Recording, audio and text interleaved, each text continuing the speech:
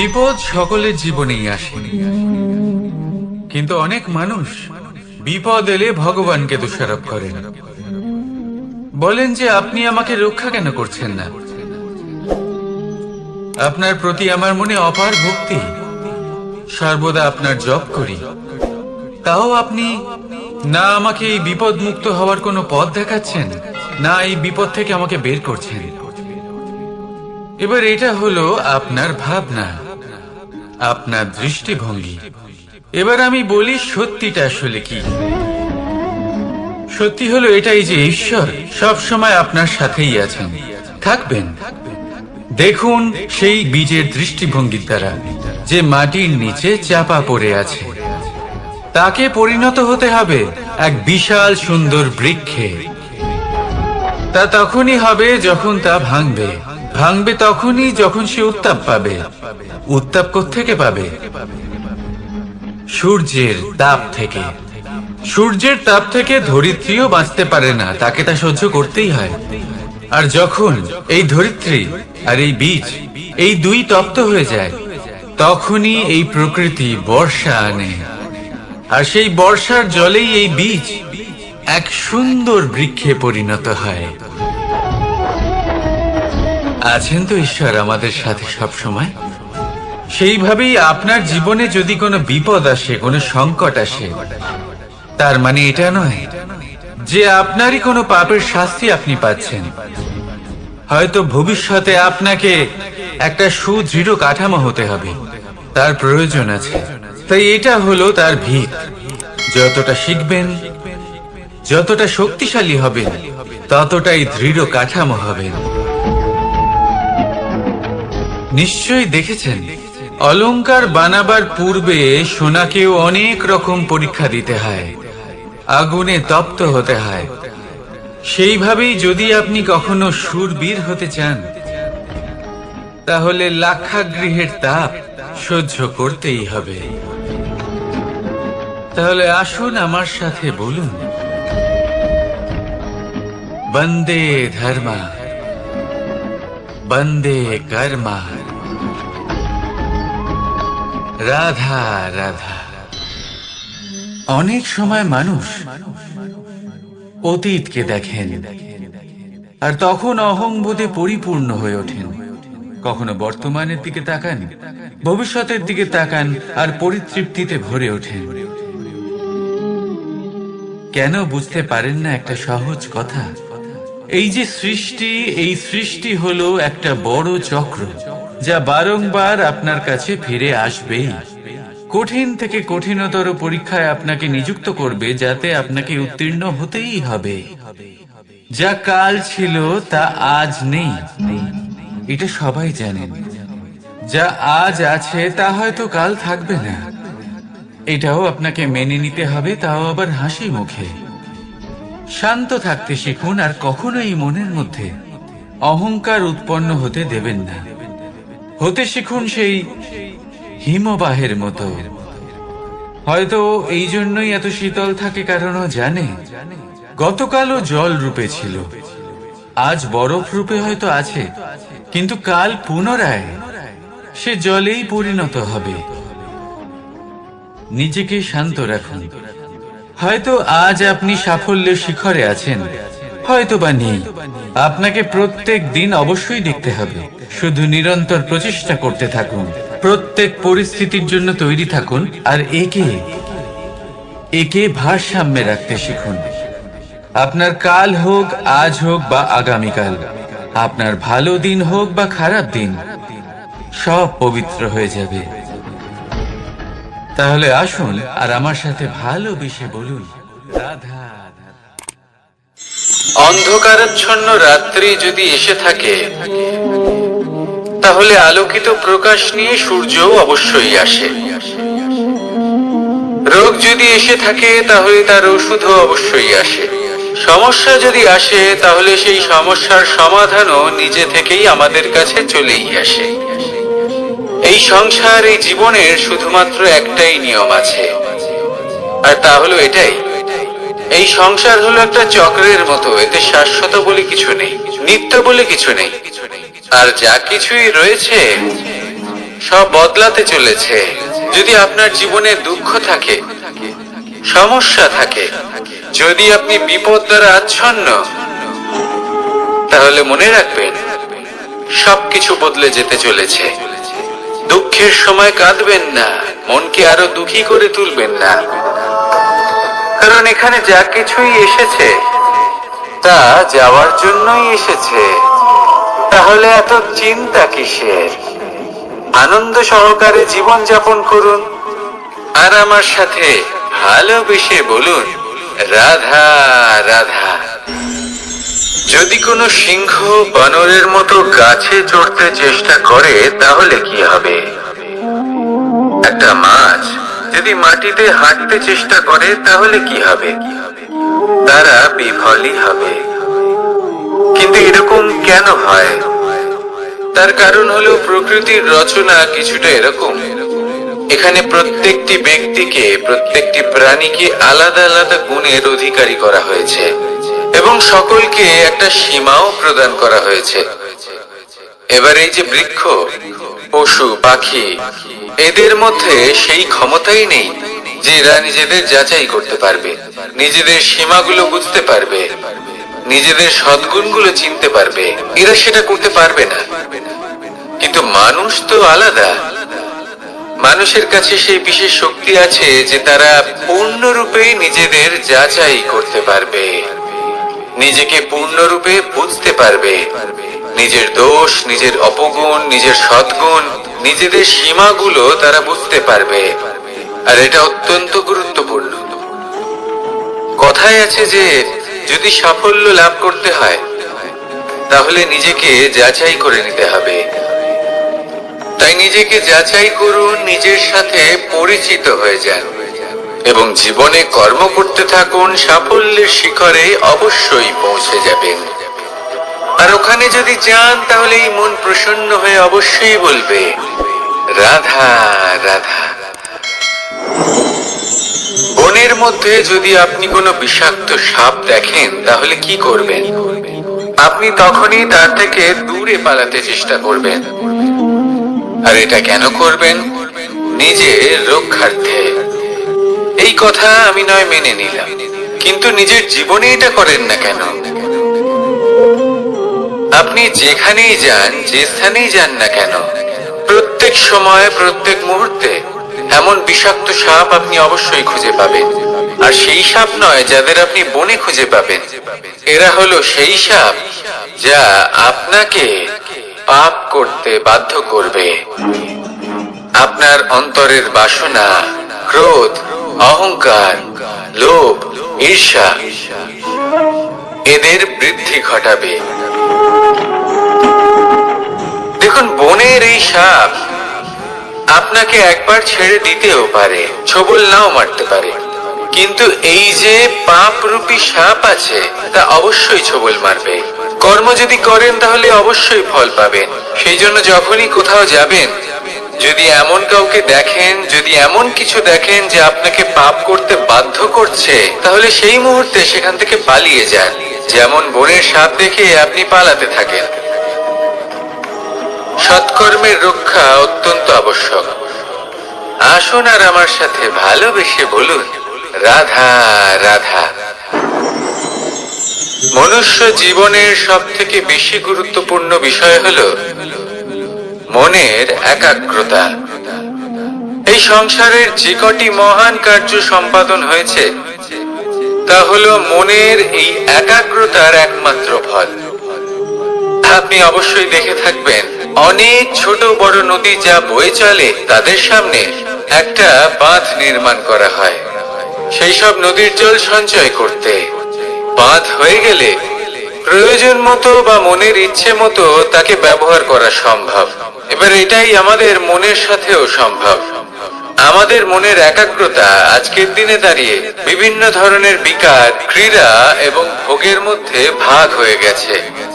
একে একত্রিত করতে হবে, একটা বাঁধ নির্মাণ করতে হবে, কর্মের বাঁধ। আপনাকে শুধু এটাই করতে হবে, যেটা উচিত কর্ম সেটাই করুন, যেটা অনুচিত কর্ম সেটা করা থেকে নিজেকে বিরত রাখুন। ব্যাস, এই কাজটাই আপনি করতে থাকুন, মনের মধ্যে একাগ্রতার বাঁধ নির্মাণ করুন। আর একবার যদি তা নির্মাণ হয়ে যায়, তাহলে যখন চাইবেন, যেখানে চাইবেন, যতটা চাইবেন, একাগ্রতা প্রয়োগ করতে পারবেন। আর একবার যদি আপনি এটা শিখে যান, তাহলে এই সংসারকে বদলে ফেলার মতো কাজ আপনি করতে পারবেন, সমাজকে শোধরাবার মতো কাজ করতে পারবেন। তাহলে এই মনকে একাগ্র করুন আর আমার সাথে ভালোবেসে বলুন, রাধা রাধা। আমরা সবাই ফল খাই, কিন্তু আমাদের সেই ফলই প্রিয় হয় যে পরিপক্ক হয়ে ওঠে, যেটা নম্র হয়, আর যে ফল অনেক বেশি মিষ্টি আর সুস্বাদু হয়ে থাকে, যাদের রঙে বাহার দেখা যায়। সেইভাবে জীবনে আমরা নানান মানুষের সাথে পরিচিত হই, কিন্তু সেই মানুষই আমাদের মন ছুঁয়ে যায় যারা বিনম্র স্বভাবের, যাদের বাণী খুব মধুর, যাদের অন্তরে আত্মবিশ্বাসের একটা তেজ, একটা রং দেখা যায়। এবার এমন ব্যক্তি আমরা কি করে হব?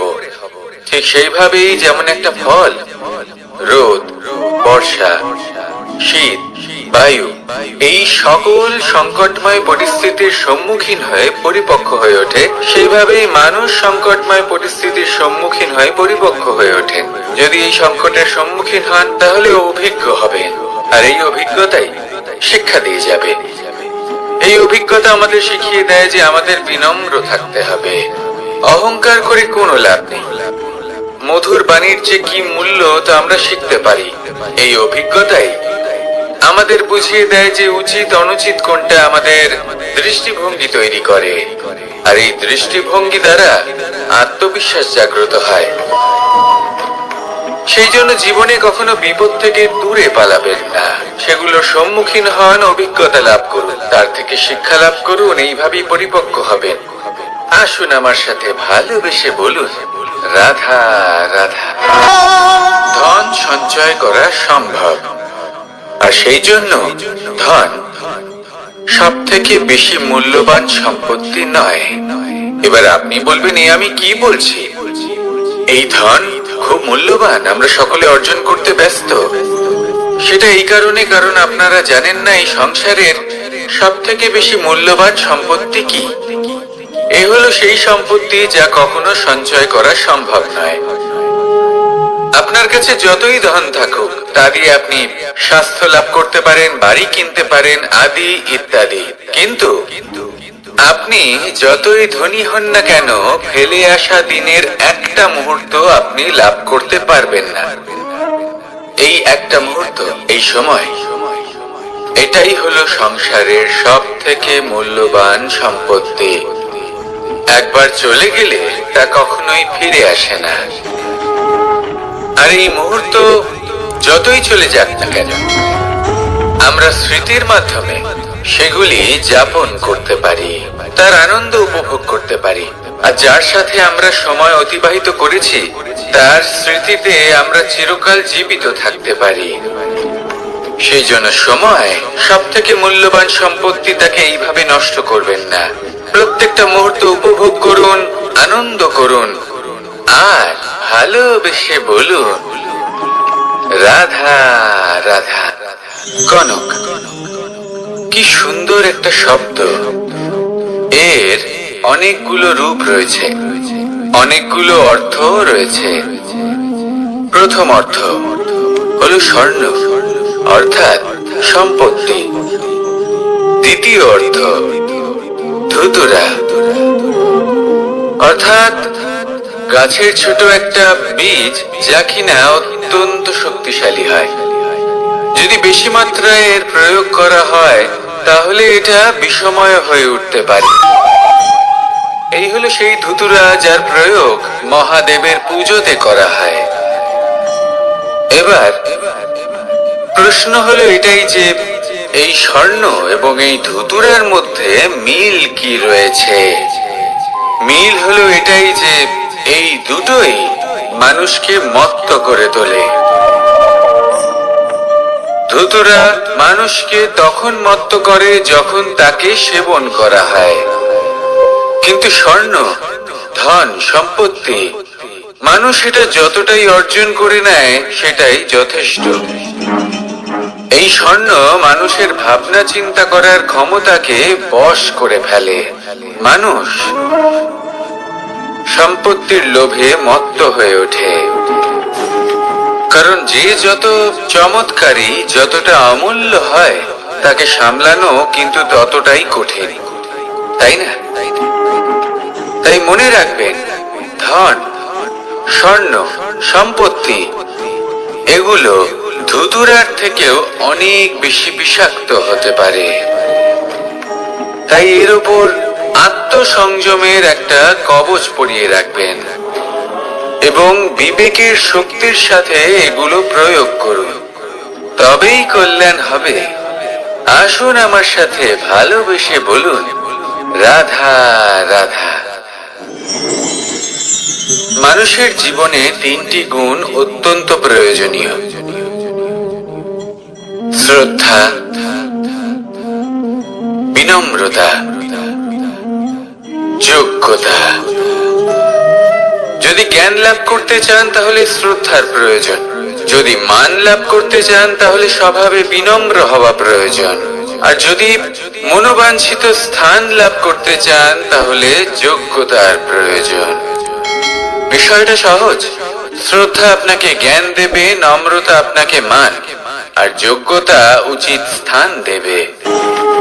কিন্তু যদি আপনি এই তিনটি গুণ সম্মিলিত করেন তাহলে এমন কিছু লাভ করবেন যা এই সব কিছুর থেকে অনেক ঊর্ধ্বে। সম্মান। আর এ হলো সেই সম্মান যা প্রত্যেক মানুষের নিজের জীবনে লাভ করতে চেষ্টা করা উচিত, কারণ এই হলো সেই সম্মান যার কারণে আপনি চলে যাওয়ার পরেও এই সংসার আপনাকে ভালোবাসবে আর মনে রাখবে। আসুন আমার সাথে ভালোবেসে বলুন, রাধা রাধা। জীবনে গতি অত্যন্ত গুরুত্বপূর্ণ, মতিও হলো গুরুত্বপূর্ণ, এবং তার থেকেও বেশি গুরুত্বপূর্ণ হলো সঙ্গতি। একটা জলের ফোঁটা, তার মধ্যে গতি থাকে, প্রকৃতির মধ্যে তা লাভ করার ইচ্ছে নিহিত থাকে, কিন্তু এই যে সঙ্গতি তা নির্ধারিত করে যে এই জলের ফোঁটা ঝিনুকের মুখে পড়ে মুক্ততে পরিণত হবে নাকি বিষাক্ত সাপের মুখে পড়ে বিষে পরিণত হবে। এবার দেখুন, এই জঞ্জাল স্বর্ণকারের দোকানের সামনেও থাকে এবং জঞ্জাল একজন ব্যবসাদারের দোকানেও থাকে, কিন্তু জঞ্জাল যা স্বর্ণকারের দোকানে থাকে তা ব্যবসাদারের দোকানের জঞ্জালের থেকে অনেক বেশি মূল্যবান, কারণ তার মধ্যে সোনার কণার সঙ্গতি থাকে। সেই জন্য জীবনে সঙ্গতির উপর বিশেষ গুরুত্ব দেবেন। যেমন সঙ্গতি তেমনই আপনি হবেন। আসুন আমার সাথে ভালোবেসে বলুন, রাধা রাধা। প্রত্যেক প্রাণী ভালোভাবে জীবন যাপন করতে চান, এটা তাদের স্বভাবে আছে এবং ভাবাটা অনুচিত নয়। কিন্তু একটা ভালো জীবনের গুরুত্বপূর্ণ অংশ কোনটা? বসবাসের স্থান। সেই স্থান যেখানে আমরা জীবন অতিবাহিত করি। এবার মানুষ ভাবতে পারেন যে একটা ভালো বাসস্থানের অর্থ কি? সেই স্থান যেখানে সহজে জল পাওয়া যায়, যেখানে শুদ্ধ বায়ু পাওয়া যায়, যেখানে আনাজ উৎপন্ন হয়। এটা জীবন যাপনের জন্য পর্যাপ্ত বটে, কিন্তু ভালো জীবন যাপনের জন্য আরো একটা কথা আপনাকে বুঝতে হবে। সাধু, জ্ঞানী, পণ্ডিত ব্যক্তি, এই সকল মহাপুরুষ, এনাদের যে বাসস্থান তা অত্যন্ত বিশেষ হয়। এখানে এক ধরনের বিশেষ ইতিবাচক শক্তি থাকে, এমন একটা স্থান যেখানে দেবতারাও বিচরণ করে। জীবন আমরা সবাই যাপন করি, কিন্তু জীবনের উদ্দেশ্য শুধুমাত্র জীবন যাপন করা নয়। জীবনের উদ্দেশ্য হলো মুক্তি লাভ করা।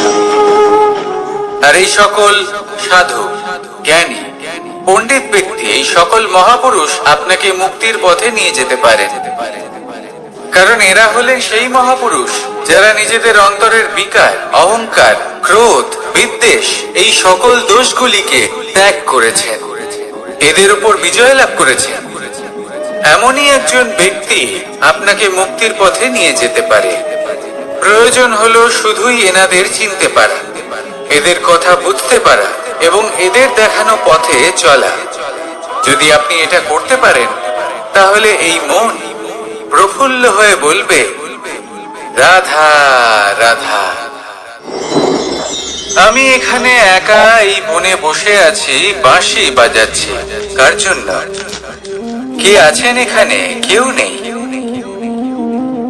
আমার প্রজা, আমার রাজ্য, আমার পরিবার আমার থেকে অনেক দূরে আছেন। আমি এখানে একা এই বনে বসে এই আকাশের এই রঙের, গাছের এই সব ফলের, মাটির সুবাসের আনন্দ উপভোগ করছি।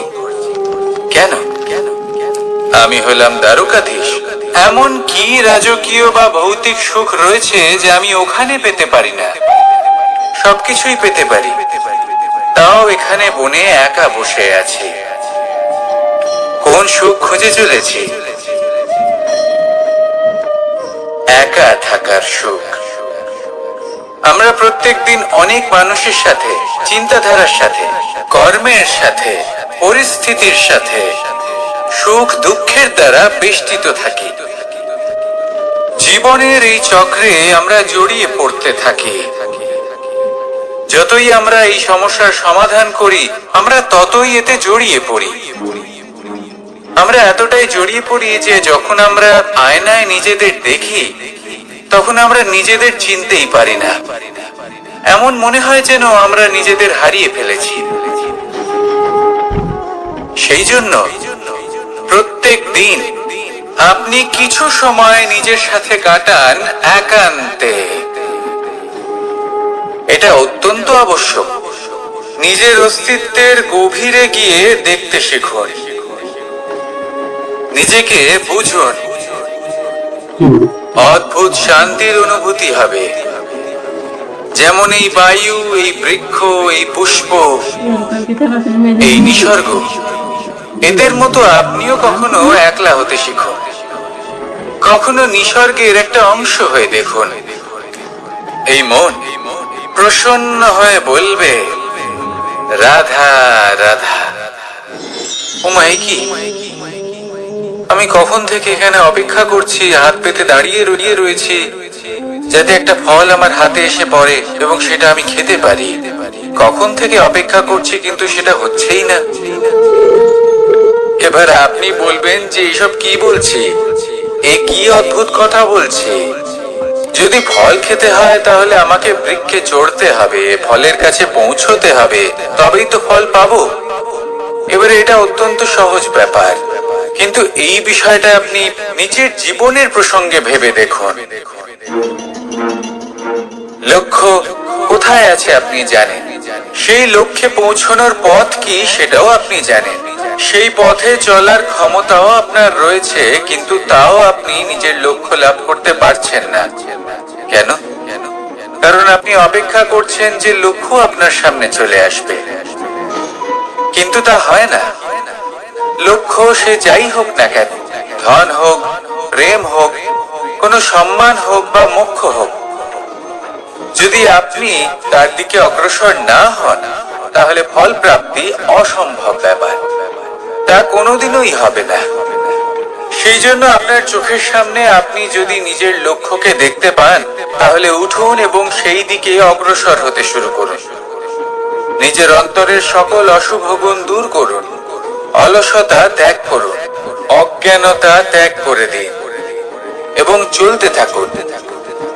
অবশ্যই মনোবাঞ্ছিত ফল লাভ করতে পারবেন।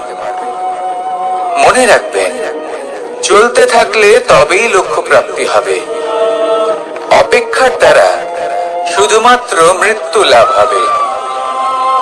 আসুন আমার সাথে ভালোবেসে বলুন, রাধা রাধা। আমি দ্বারকাধীশ এবং আমার সভাতে বিভিন্ন সময় বিভিন্ন ধরনের মানুষ আসেন, নিজেদের দাবি নিয়ে, নিজেদের ইচ্ছে। কখনো কেউ ভোজন চান, আবার কখনো কেউ ওষুধ, কখনো কেউ বস্তু চান, কেউ আবার চান বস্ত্র, কারোর জ্ঞান চাই, কারোর ধন চাই, আবার কারোর বাসস্থান।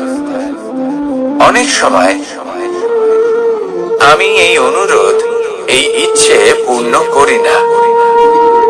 এবার আপনি এটা ভাবতেই পারেন যে কৃষ্ণ তো তাহলে লোভী, ওর কাছে তো সবকিছুই রয়েছে, তারপরেও সে নিজের প্রজার ইচ্ছে পূর্ণ করে না, তাদের সমস্যাগুলি বুঝতে পারে না, তাদের সুখ স্বাচ্ছন্দ্য প্রদান করে না।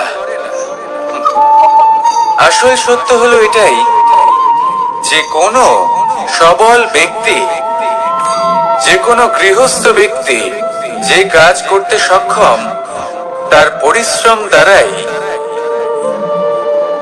নিজের প্রয়োজনগুলি এবং ইচ্ছেগুলি পূরণ করা উচিত। এটা অত্যন্ত প্রয়োজনীয়। আর এগুলো তিনি করতে পারেন শিল্প, ব্যবসা, আচরণ অথবা জ্ঞানের ভিত্তিতে। এই পথে চলতে হবে, পরিশ্রম করতে হবে, তবেই সে কিছু অর্জন করতে পারবে। এবার এমন কোন ব্যক্তি যার এই সব কিছুতে কোনো রুচি নেই, যে কিছুই করতে চায় না, সে কিছুই অর্জন করতে পারবে না। এবার এরকম কোন ব্যক্তিকে যদি আমি কোনো বস্তু প্রদান করি, তাহলে কি হবে? সে পরাধীন হয়ে যাবে, আর সেটা উচিত হবে না। তাহলে কি করা উচিত? তাকে পথ দেখানো, তাকে বোঝাতে হবে যে কোন পথে চলে তুমি নিজের লক্ষ্য প্রাপ্ত করতে পারবে। শিল্প, জ্ঞান, আচরণ এবং ব্যবসা, এই পথে কিভাবে চলে সেটা শেখাতে হবে। আর আমি সেটাই করি। তার ফলে কি হয়? ব্যক্তি স্বাধীন হয়ে যায়। সংসারে সে যা চাইবে তাই প্রাপ্ত করতে পারবে, কখনো কারোর থেকে কিছু চাইবার প্রয়োজন পড়বেই না। এই কথাটা সবসময় মনে রাখবেন। যখনই দান করবেন, তা ভাবনা চিন্তা করে এমন ভাবে দান করবেন যাতে সামনের ব্যক্তি স্বাধীন হতে পারে, পরাধীন নয়। আসুন আমার সাথে ভালোবেসে বলুন, রাধা রাধা করতে শিখুন। পাণ্ডব, পাণ্ডবরা বন থেকে এসেছিলেন। ওনাদের কাছে না কোনো ধন ছিল, না কোনো সম্পদ, না বিদ্যা। নিজের পরিশ্রমের দ্বারা ওনারা বিদ্যা অর্জন করেছিলেন, আর তার দ্বারাই সম্পদ অর্জন করলেন আর ধন অর্জন করলেন। এই পাণ্ডব ছিলেন অত্যন্ত কুশল এবং শক্তিশালী। যুধিষ্ঠির নিজের পরিশ্রম দ্বারা এমন জ্ঞান অর্জন করেছিলেন যে এই সংসার ওনাকে ধর্মরাজ যুধিষ্ঠির অভিহিত করেছিল। দেখতে গেলে পাণ্ডবদের কাছে সবকিছুই ছিল, কিন্তু যখন বিষয় এলো আরো ধন লাভ করার, তখন যুধিষ্ঠির, যিনি পাণ্ডবদের মধ্যে জ্যেষ্ঠ, তিনি সকল পাণ্ডবদের সাথে দ্রুত ক্রীড়ায় অংশগ্রহণ করে ফেললেন। এর ফলে না শুধু ধনলক্ষ্মী, ধর্মলক্ষ্মী, বিবেক লক্ষ্মী কেউ হারালেন, আর শুধু তাই নয়, নিজের গৃহলক্ষ্মী দ্রৌপদীকেও হারিয়ে ফেললেন। এর কারণ কি? ভুলে গেলেন খুব সহজ একটা কথা, এই সংসারে সম্মান এবং সাফল্য দুটোই পরিশ্রমের দ্বারা লাভ করতে হয়। কিন্তু দ্রুত ক্রীড়ার এই খেলা আমাদের ভাগ্যের উপর নির্ভরশীল। এই সংসারে দুটি পথ রয়েছে। একটা পথ যেখানে কর্ম এবং পরিশ্রমের দ্বারা আপনি নিজের পথ নিজেই রচনা করতে পারবেন, আর দ্বিতীয় পথ হলো যেখানে এই ভাগ্য এক মুহূর্তে আপনাকে শিখরেও পৌঁছে দিতে পারে, আবার ধূলিসাৎ করে দিতে পারে। আপনি কোন পথ বাছবেন, সেই চয়ন আপনারই। আসুন আর আমার সাথে ভালোবেসে বলুন, রাধা রাধা। কোন এক সময়ের ঘটনা এটা। মা এবং বাবা হাটে গিয়েছিলেন। তখন আমি আর দাদা গিয়েছিলাম গরু চড়াতে। আমরা বাড়ি ফিরে এলাম, আর মা সেই সময় একটা কাজ করতেন। যখনই হাটে যেতেন, দরজা তালা বন্ধ করে যেতেন। উনি খুব ভালো করে জানতেন যে যদি ওনার এই মাখন চোর সঠিক সময়ে পৌঁছে যায়, তাহলে এক ফোঁটাও মাখন আর অবশিষ্ট থাকবে না। এবার ঘটনা কিছুটা এরকম হলো যে মা আর বাবা মাঝে মাঝে হাটে যেতেন, তাই মাঝে মাঝেই দরজা তালা বন্ধ করতে হতো। যখন মা আর বাবা ফিরে এলেন তখন বাবা ভুলে গিয়েছিলেন যে এই চাবির গোছা থেকে ঠিক কোন চাবিটা দরজার তালা খোলার জন্য উপযোগী।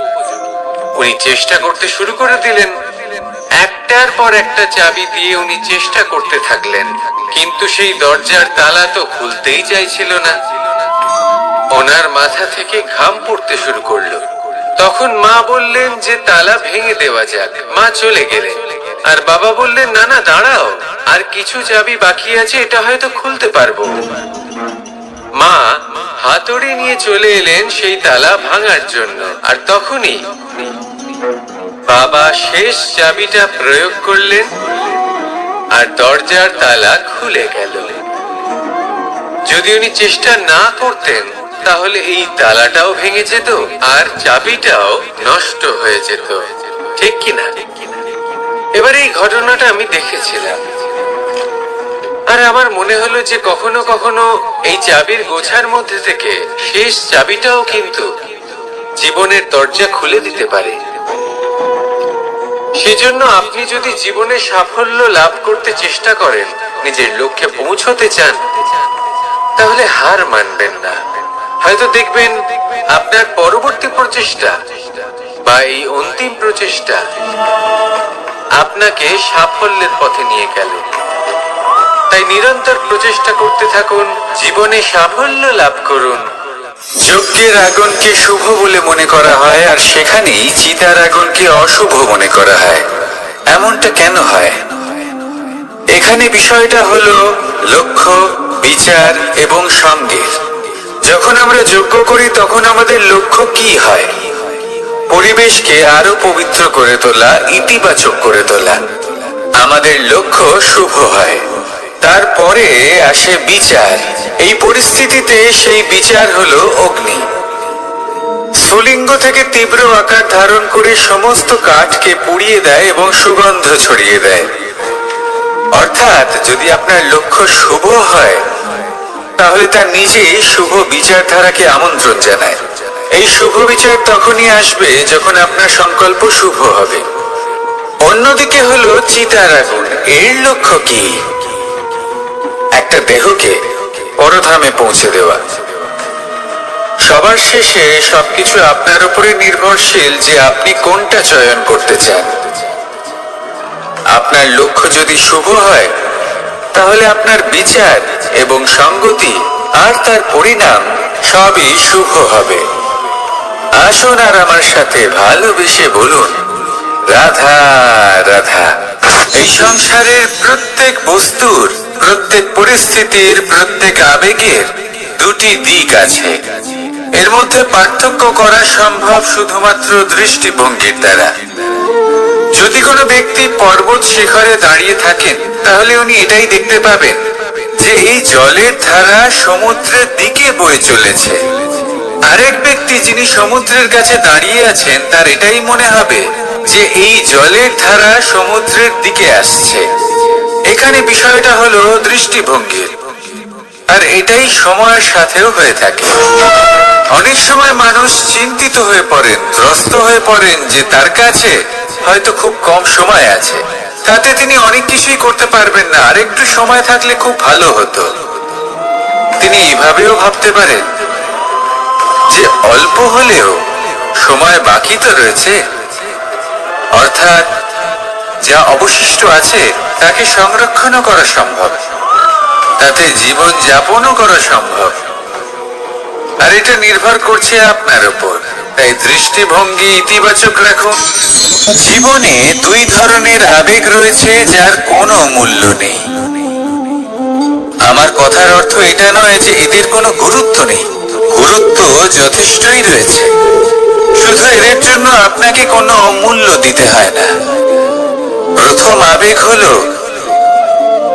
আনন্দ, প্রসন্নতা। এটা আপনি যে কোনো জায়গায় খুঁজে পেতে পারেন যদি আপনি খুঁজে পেতে চান। আপনি কোনো পুষ্পের সৌন্দর্য দেখে প্রসন্ন হতে পারেন। বায়ুর কারণে যখন একটি বৃক্ষ শিহরিত হয় সেটা দেখে আপনি প্রসন্ন হতে পারেন। একটা ছোট্ট শিশুর কলরব শুনেও আপনি প্রসন্ন হতে পারেন। একটা ক্রন্দনরত বালককে হাসিয়ে আপনি প্রসন্ন হতে পারেন। সবকিছু আপনার উপর নির্ভরশীল। সেখানে আরেকটি আবেগ হলো দুশ্চিন্তা। মানুষ বড়ই দুশ্চিন্তা করতে থাকে। আজ আমি এই কাজ করেছি, সেই বিষয়ে চিন্তা। আজ আমি এই কাজ করতে পারিনি, সেই বিষয়ে চিন্তা। কাল আমাকে এই কাজ করতে হবে, সেই নিয়ে চিন্তা। আমি কি সেই কাজটা করতে পারবো, সেই বিষয়ে দুশ্চিন্তা। চিন্তা সর্বত্র রয়েছে, যার জন্য মূল্য দিতে হয় না। যত চান আপনি একত্রিত করতে পারেন। একটা গুরুত্বপূর্ণ কথা মনে রাখবেন, প্রসন্নতা জীবনের একটা নতুন সূত্রপাত। সেখানে দুশ্চিন্তা হলো জীবনের চিতার সময়। এবার এই দুটি আবেগ হলো মূল্যহীন, দুটোই আপনার সামনে আছে।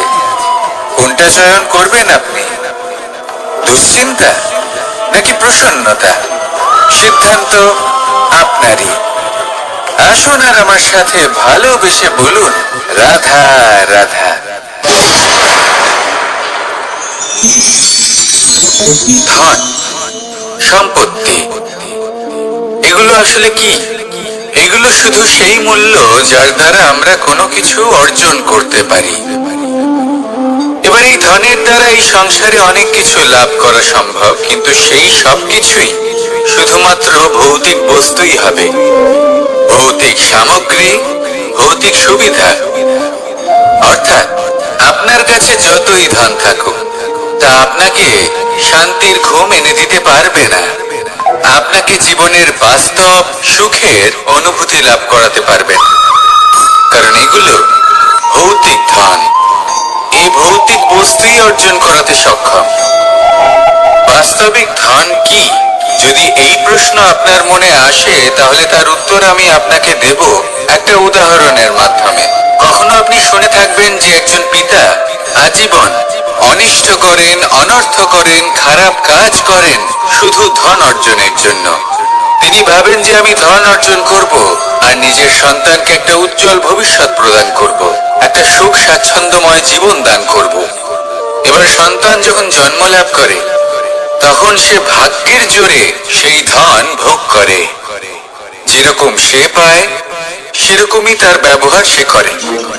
কখনো আপনি এটাও দেখে থাকবেন যে সেই সন্তান সমস্ত ধন নষ্ট করে ফেলে, আর সেই পিতা যিনি সমস্ত ধন সঞ্চয় করেছেন, যিনি সেই ধনের প্রভু, আজ সেই ধনের প্রহরী হয়ে রয়েছেন। এবার এরকম কেন হয়? এরকম তখনই হয় যখন সেই পিতা বুঝতেই পারেন না যে তার জীবনের আসল ধন কি। সেই আসল ধন তার সন্তানকে সে দিতেই পারে না। যদি পিতা তার সন্তানকে কর্মের জ্ঞান দিতে পারেন, উচিত কোনটা অনুচিত কোনটা সেই শিক্ষা দিতে পারেন, সংস্কারের প্রকৃত শিক্ষা দিতে পারেন, তবে সেটা ধনের থেকে অনেক বেশি গুরুত্বপূর্ণ। এটাই হলো জীবনের বাস্তব ধন। আপনি সেই কথা তো অবশ্যই শুনে থাকবেন, কুসন্তান হলে ধন সঞ্চয় করে কি হবে, সুসন্তান হলে ধন সঞ্চয় করে কি হবে। সন্তান যদি কুপুত্র হয় তাহলে সব নষ্ট করে ফেলবে, আর সন্তান যদি সুপুত্র হয় তাহলে ধন থাকুক না থাকুক, সে নিজেই কর্মের পথে অগ্রসর হয়ে ধন অর্জন করবে আর নিজের জন্য এক উজ্জ্বল ভবিষ্যৎ গড়ে তুলবে। তাই সন্তানকে সম্পদ দেওয়ার আগে কর্মের জ্ঞান দান করুন, সুশিক্ষা দিন, কারণ এটাই হলো জীবনের প্রকৃত ধন। আসুন আর আমার সাথে ভালোবেসে বলুন, রাধা। আজ আমি আপনাকে এমন এক গল্প শোনাবো যা আমার নন্দ বাবা আমাকে শুনিয়েছিলেন যখন আমি ছোট ছিলাম। কাহিনী একজন সাধু আর একজন বিছের। একবার এক সাধু নদীর পাড়ে স্নান করছিলেন। উনি দেখলেন যে জলের প্রবাহে একটা বিছে ভেসে যাচ্ছে। তার প্রাণ বাঁচানোর জন্য উনি তাকে তুলে নদীর পাড়ে রাখার চেষ্টা করলেন, কিন্তু যেই সেই বিছেকে উনি হাতে তুললেন, সেই বিছে ওনাকে কামড়ে দিল। সাধু আবার চেষ্টা করলেন, সেই বিছেকে হাতে নেওয়াতে সে আবার তাকে কামড়ে দিল। আরো একবার চেষ্টা করাতে ওনার শিষ্য ওনাকে জিজ্ঞেস করল, এ আপনি কি করছেন গুরুদেব?